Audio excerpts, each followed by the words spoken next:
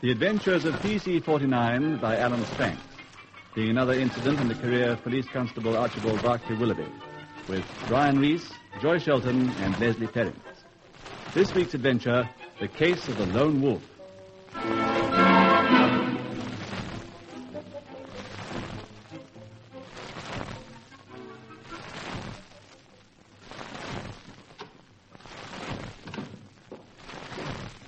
Good evening, Sergeant. Victor Scully, convict on license, reporting. My papers. Oh, yes, Scully. It's your date, isn't it? Pass me that book, will you, Constable? Coming up, Sergeant. Your ticket's just about run out, hasn't it, Scully? It expires tonight, Sergeant. From midnight on, I'm not a ticket of leave man anymore. This is the last time you'll see me. The book, Sergeant. Right.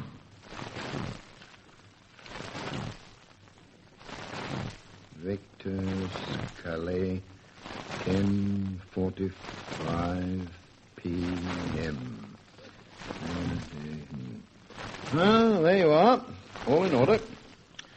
So, we won't be seeing you again, eh? Not officially, anyway. I've been visiting you regularly for a long time now. I don't think you'll miss me. Well, I must say you've kept to the conditions of your release perfectly. You've reported every month right on the dot. We could set the clock by you. Well, that's the law, isn't it?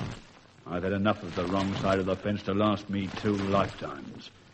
I'm a respectable citizen now. Well, see that you keep it that way, Scully. I will. Good night, Sergeant. Well, good night and good luck to you. Victor Scully. Where have I heard that name? Oh, he's a bit before your time, 49. He hit the headlines when you were still in short pants. He looks old enough. No, he's not that old. Barely 40. That wizened little guy only 40? Oh, come off it, Sarge. A life sentence on the moor don't rejuvenate a man, my lad. Ah, Dartmoor lifer, is he? Who did he kill? Carl Broom, his partner in crime. Broom. Seem to have heard of the case. It was what they call a cause celebre. Broom was a regular old lag with a record from here to Bow Street and back. And Scully? A brilliant young mechanic apprenticed to a firm of locksmiths. He was about 19 when Broom took up with him and sold him the idea of easy money. They had a long run together and they pulled off some really big break-ins. I was on the beat in those days. You said his name was Scully, not Charlie Peace. What's that? I said you'd been a long time in the police. Oh. Go on, Sarge. Well, their work was pretty near perfect. Scully could do almost anything with locks. They'd enter a place, lift the valuables, and walk out again without leaving a trace. They came unstuck, like they all do sooner or later. What happened? Broom sold a gold-fitted dressing case to a fence. We got onto it through a routine checkup. He'd been very careless that time at Broom. How? Well, he'd handled the contents of the case and left his fingerprints on the back of a hairbrush. We roped him in, and when he saw the jig was up, he squealed on Scully, hoping that that'd ease up the charges against himself. But when we went to get Scully, he'd vanished. Somehow he'd got wind of the fact that Broom had shopped him. How did he get at Broom to kill him? He turned up at the hearing, dyed his hair, and was wearing dark glasses. When Broom went into the box to give sworn evidence, Scully drew a gun and shot him dead. Must have been crazy. Now, he was reckless and young, and he had an obsession about squealers. His own youth and Broom's bad record got him off with a life sentence. They let him out on license 7 years ago. Point of fact, he officially finished serving his sentence tonight when he reported for the last time. Well, paid for it by the look of him. How does he live now? Oh, he had a pretty big bankroll when he went in. Proceeds of robberies. Of course. But we couldn't prove it. So the money lay in his bank, accumulating interest. And he came out with a nice little nest egg. And where does he live? Oh, lummy 49, you ask more questions than my grandson. Get on with that report of yours. I've got work to do. Oh, Scully won't trouble us anymore. He's learned his lesson.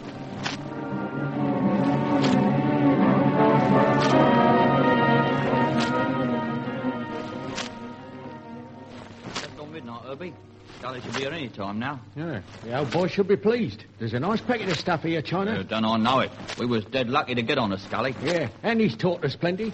I wonder what we'll get for this lot. Not much short of 6,000 nicker, I reckon. That'll be 2,000 each. Scully's straight up when it comes to the split. He's paying out on that first job tonight. We'd be stinking rich, Herbie.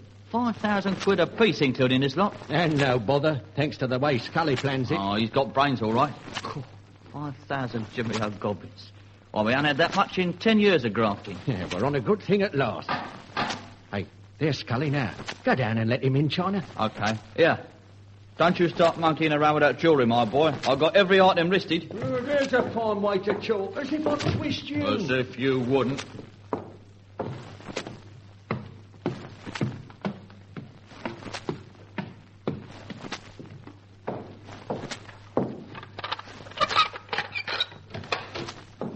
Oh, hello, Mr. Scully. Well, everything went fine. Get inside and shut this door. I don't want to be seen here. No need to worry. Everything's Jake, I tell you. Where's Herbie? Upstairs. Come on.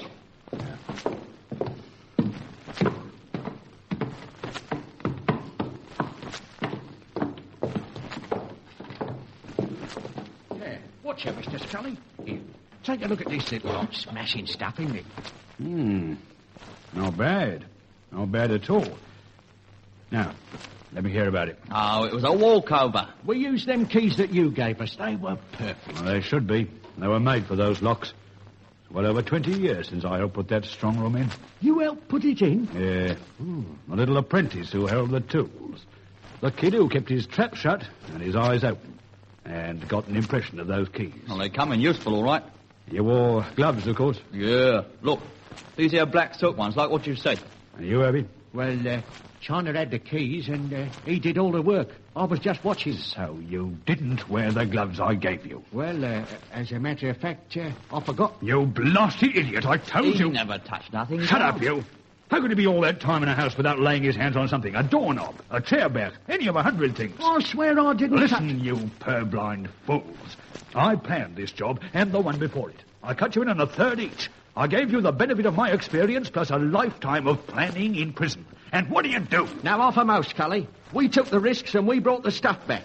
If there's any prints in that house, they'll be mine, not yours. What are you screaming about? You third-rate, petty larcenist. Hey? You think I don't know your type? If the police find your prints and pick you up, you'll answer questions faster than a BBC quiz team. Now, go easy, will you, Scully? I don't take that sort of talk from no one, see? That goes for me, too. Anyway, we got this stuff and the last lot, too. What about our cut? We ain't seen the colour of your dough yet. Yeah, there's a good packet to come to both of us. What about it? Oh, well. No good crying over spilt milk. Here, China. Take these keys and go down to my car. We'll find a briefcase in the boot. Bring it up. And don't try and tamper with it on the way. Remember, I'm an expert locksmith. Oh, as if I'd try and twist you, Scully. Now then, Herbie, take these gloves. What for? Put them on. Put them on? All right. Anything to oblige. What's the lark? Take this chamois and polish every bit of that jewellery. I'm taking it with me, and I don't want any prints on this lot. You seem very worried about my fingerprints. Another man's prints cost me 14 years of my liberty once. Ah, OK. But I take me oath I never laid me hands on anything in that house. Good.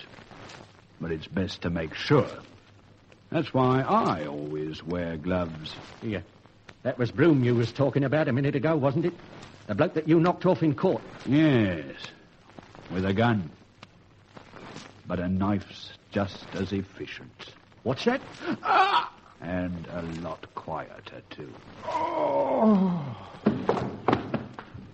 Sucker. Well, there's no car down there. Of course, strike a light. Yeah, what's up with Herbie? Why, you murdering swine. Keep still, China. Yes. I gave Herbie a dose of cold steel because he was careless. Here. Put that gun somewhere else, will you? You ain't gonna... Oh, yes, I am. But you can't. Herbie's wearing gloves. I'm wearing gloves. You're wearing gloves. No fingerprints on that knife. No prints on this gun. A knife in Herbie and a couple of slugs in you. No. A few odd bits of jewellery left here. And what'll the coppers think? A brace of small-time crooks get too big for their records and try their hands at a high-class job. But Scully, They fall out over the swag. China knives Herbie. Herbie pulls out a gun and slugs China. Poetic justice, the coroner will call it. You wouldn't do it, Scully. I did it to Brom 21 years ago. And there's another bit of evidence lying on the floor there.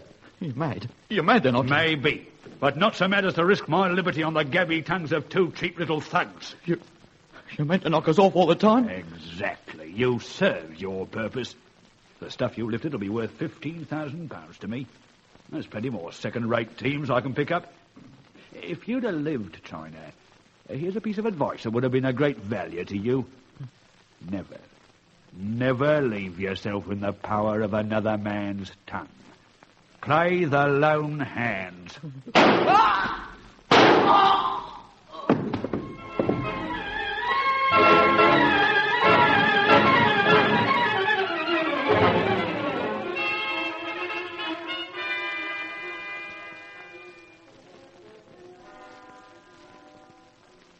They're both dead, all right, Inspector.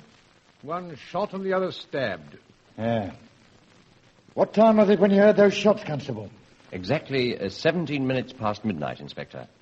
I just completed my turn of duty, assisting the station officer, and was proceeding in a westerly direction along Overton Street when my attention was Keep attracted... it short, 49. You're not in the witness box now. Yes, Sarge. Well, briefly, sir. I was nipping off home after duty when I heard the pistol shots. I couldn't be sure where they came from, so I scouted around a bit and found the back door of this place open. 34 Overton Street, this is. I came upstairs and found China Clay and Herbie Baxter both dead. There was a gun in Baxter's hand and a knife stuck through his gizzard. I came straight out and phoned the station. Yeah. Well, we can cross both these birds off the records, right? They won't be troubling us again. These few bits of jewellery definitely tally with the stuff lifted from Cardew Court last night. What puzzles me, sir, is that neither of these two ever flew so high before. Bag snatching or very petty hoisting was more in their line. And my theory is... Quiet, Constable. Yes, sir. I don't like the look of this, right? Why are they both wearing gloves? Even if they wore them during the Cardew Court job, why did they keep them on when they came back here? It's not natural. And further, where's the rest of the swag? They probably disposed of it to a fence immediately. These pieces have very little value. Mostly what they call costume jewellery, semi-precious stones, hardly worth breaking up. A receiver wouldn't be interested. If they'd seen a fence, they ought to have money on them. I can't see these two have worked together for so long, killing one another over this junk. It looks as if they murdered each other, but we can't rule out the possibility of a third party doing them both in and getting away with the swag. I agree, sir. But I'll give a shade of odds that the coroner's court will take the evidence on its face value. And my theory is... Will you be quiet, 49? Yes, sir. We're concerned with facts, not theories. I think you're right, Sergeant. There's nothing yet to indicate the presence of a third party, beyond, of course, the absence of money and the rest of the jewellery. As you say, the coroner's court will probably settle it on the visible evidence. But I don't feel happy about it at all. Nor I, sir. I have a theory, sir. Oh, 49, will you go home? Yes, sir. Going, sir. And take your theory with you. Yes, Sarge. I'm gone. Right, sir.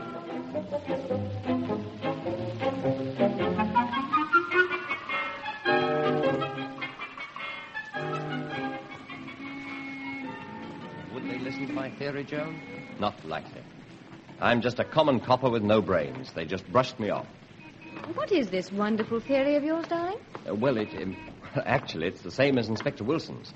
That somebody else killed those two crooks and fixed it up to look as though they'd murdered each other. Could be. Apparently the coroner thought otherwise.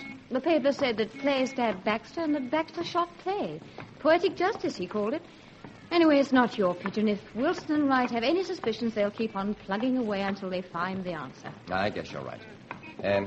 How much longer have I got to carry this shopping basket, darling? Patience, sweetheart. Only one more call.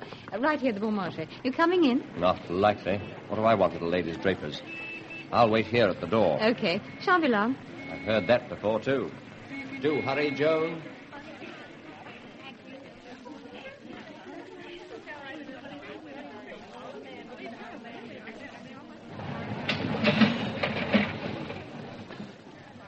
Three and fourpence change.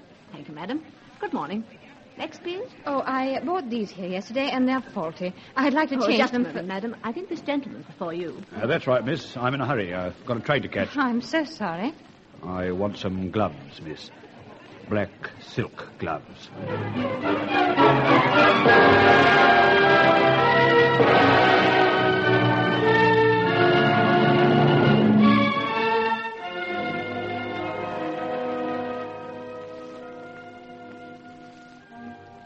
This report from Glasgow, right?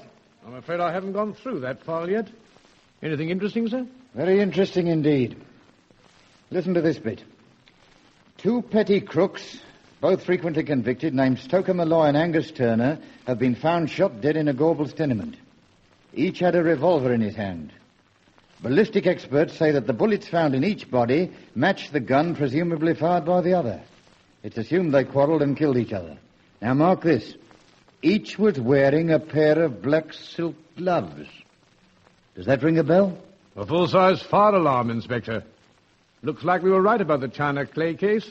This is no coincidence. We'd better get in touch with Glasgow at once. Give them complete details of our case and ask for full particulars of theirs. Ask them, can we have a look at those gloves? Get them to send them on.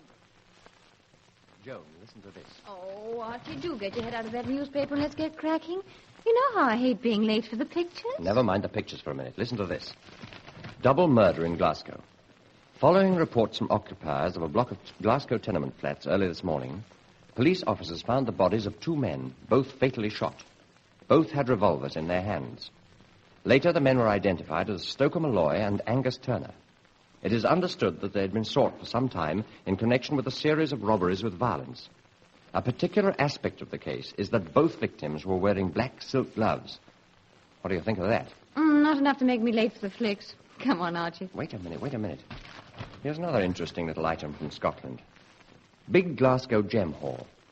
Sir John Fernley of Fernley Hall, Glasgow, has reported to the police the loss of jewellery worth £22,000.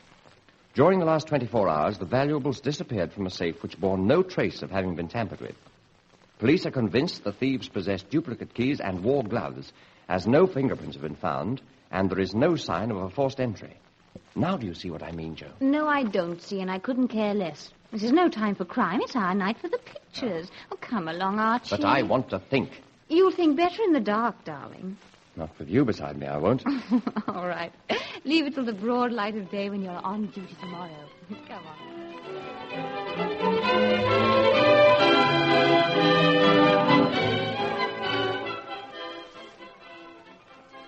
Good morning, Sergeant. Hello there, 49. Oh, drop this packet into Inspector Wilson before you go out, will you? It's urgent. Okay, Sergeant.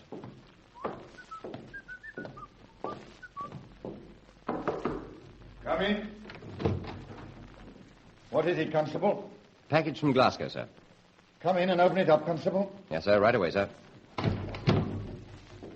This'll be those gloves from Glasgow, right? Have you got the others there? Right here in this drawer, sir. Yes, sir. Here we are. This was the pair worn by China Clay, and these were found on Baxter. Here you are, sir. Contents of the parcel. 2 pairs of gloves. Yeah. They're identical, all right. Look at these, Sergeant. Yes, common type. Won't be easy to trace these back to the store that sold them. There's a report here, too, sir. Good, let's have it. In response to your request for the exhibits... Put those gloves down, 49. What do you think you're doing? Sorry, Sergeant. Just having a look. I rather think, sir... For Pete's sake, get out, Constable. Yes, sir. Going, sir, right away. Here, where are you going with those gloves? Are you out of your senses, Constable? Put those gloves back on my desk. Oh, I'm very sorry, sir. I wasn't thinking. Morning, all. What the devil's got into him? Still aspiring to plainclothes duty, I suppose. Now then, let's have a good look at these things. Yeah.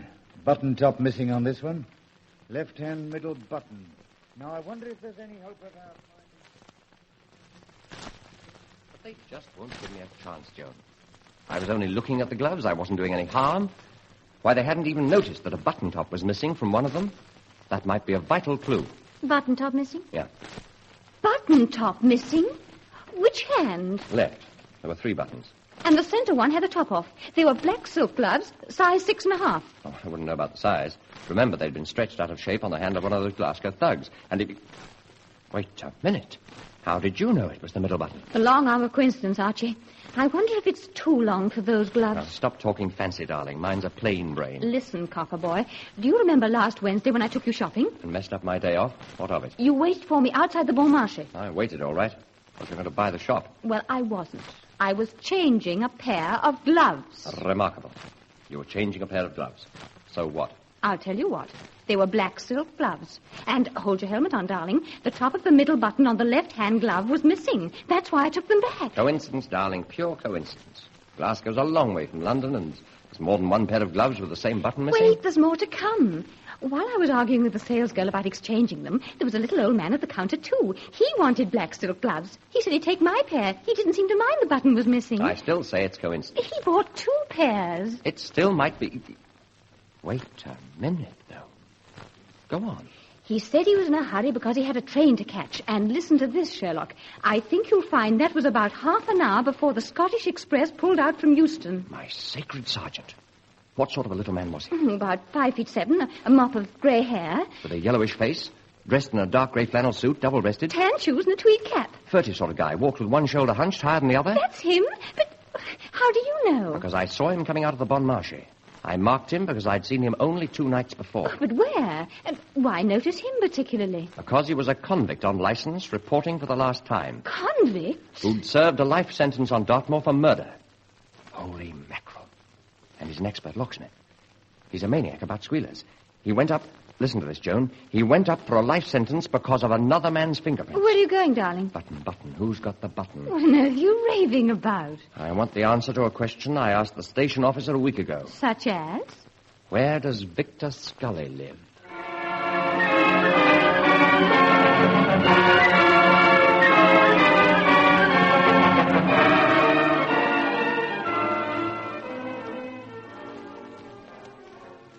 What the blazes you doing with that book, 49? You're off duty, aren't you? A good policeman's never off duty, Sergeant. You told me that yourself. Who said you were a good policeman? Well, there is that, of course. As a matter of fact, I just thought I'd spend a little time swatting up formal procedure. You know, the manner in which you record convicts on license, the way they report, name, address. Well, take your great ugly paws off that nice clean book of mine and get out. This is no place for homework. I guess you're right, Sergeant. Anyway, I've got an urgent appointment. So long. See you in the morning. Well, of all the brass-bound young whippersnappers I've ever... That's the place. Across the road, Joan. Number 27. There's a light in the top window. Now listen here, Joan. The odds are still 1,000 to 1. We're wrong about this. But I'm not even taking 1,000 to 1 chance on your safety. If we're right, this guy's a murderer 5 times over, and he won't stop at another 2. Archibald Barclay Willoughby, I don't want any better odds than 2 to 1. And if we can't beat this blighter between us... Oh, all right. If it's got to be hand in glove, it's got to be. But you're going to stand right here, and if I'm not out in 5 minutes... Tell me the old story. Go and ring Inspector Wilson or Detective Sergeant Wright. Right. All right. Good luck, Copper. I hope we are right. Archie, come back. What now? Kiss me, you big clown. Now, Mr. Scully, here I come.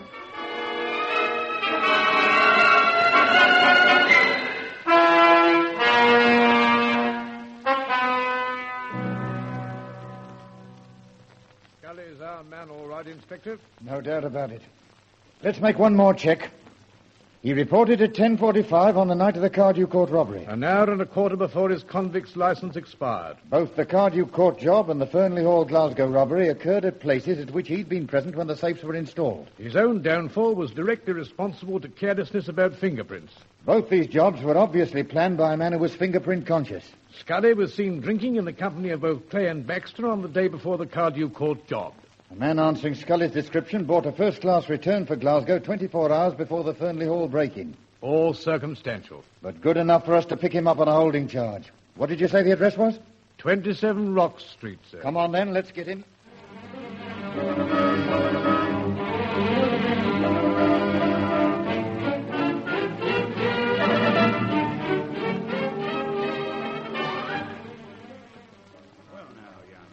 Suggest you stand there very quietly.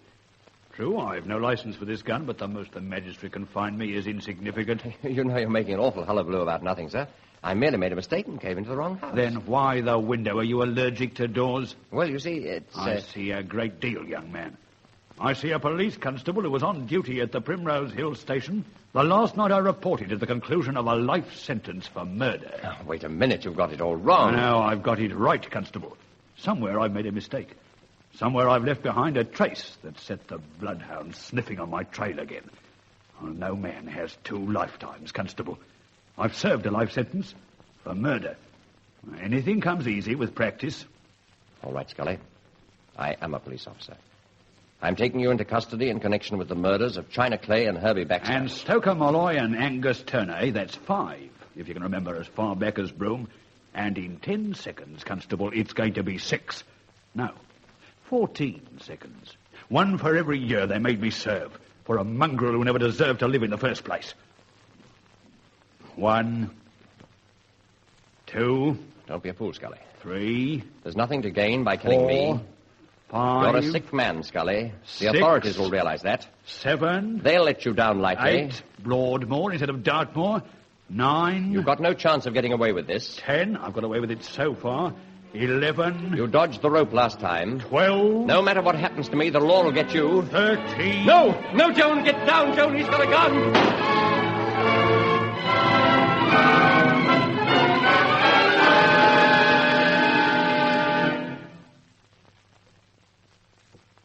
All the incredibly stupid, irresponsible, idiotic, unmitigated fools, you, PC-49, take the hand-engraved Bulgarian biscuit. And if it wasn't for that gunshot in your arm, Miss Carr, I'd say you ran a dead heat for those dubious honours.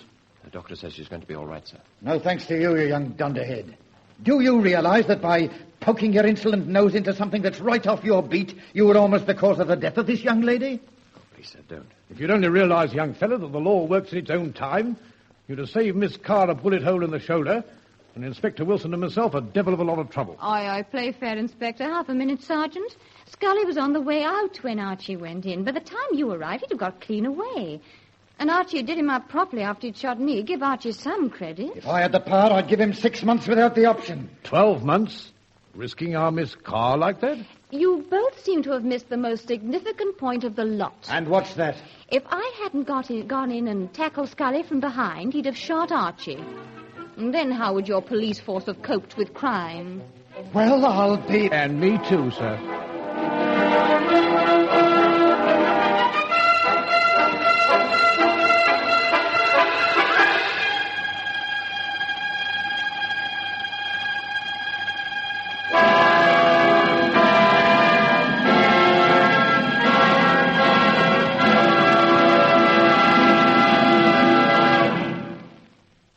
That concludes the case of the Lone Wolf, another incident in this series of adventures of PC-49, written by Alan Stranks.